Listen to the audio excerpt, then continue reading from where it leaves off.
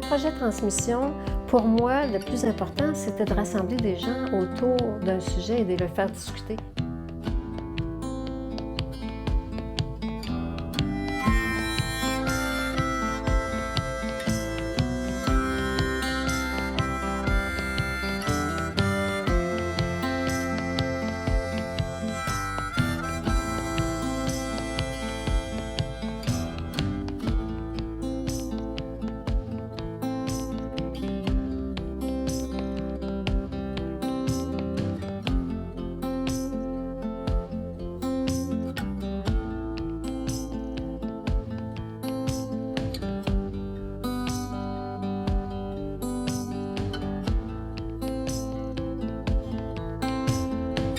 Boîte de souliers, boîte de Pandore pleine de mémoire, une bobine bourrée d'épisodes qui cherche encore son auditoire. Aurais-tu le temps de prendre un peu de mon temps? Aurais-tu le temps d'apprendre un peu de mon temps? Plus je vieillis, plus les objets qu'on utilise changent rapidement, disparaissent. Alors je me disais, si les gens pouvaient m'aider à construire une corde à linge dans laquelle on suspendrait des sachets et dans lequel on mettrait justement ces objets-là qui disparaissent.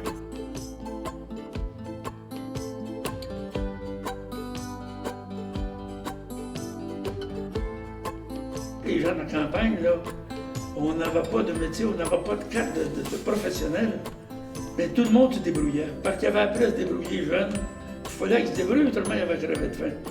Donc, la nécessité était là, il fallait qu'ils se débrouillent. Fait qu'ils ont appris à tout faire, ou à peu près. Quand j'étais jeune, là, dans mon enfance, la religion, mon enfance, mon adolescence, ma jeunesse, je pourrais dire, la religion a occupé une grande place dans notre vie. On avait la première communion et tout se faisait à l'école dans ce temps-là.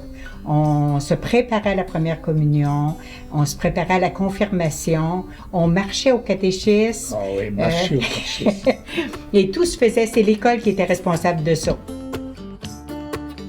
Moi, je me souviens, je réussissais relativement bien à l'école. Fait qu'il m'avait fait venir, le frère directeur, puis il disait Réal, on pense que tu as la vocation. Oh! Tu sais, il avait regardé mon bulletin, j'étais à la première classe. Il dit si tu veux aller au Jubéna, on sait que ton père n'avait pas de grands moyens, on pourrait s'occuper de ça. Moi, je me sentais pas à vocation, mais là. Tu sais, je voulais pas l'avoir, la vocation. Il m'a ramassé. On savait qu'au séminaire, au séminaire au Jubéna, là, c'était la discipline. Quand mon grand-père, un jour, a été très malade, il était déjà vieux, puis ma mère a fait venir le docteur Rondeau. Ça, c'était un homme qui se dérangeait à 3h, 4h, 5h du matin.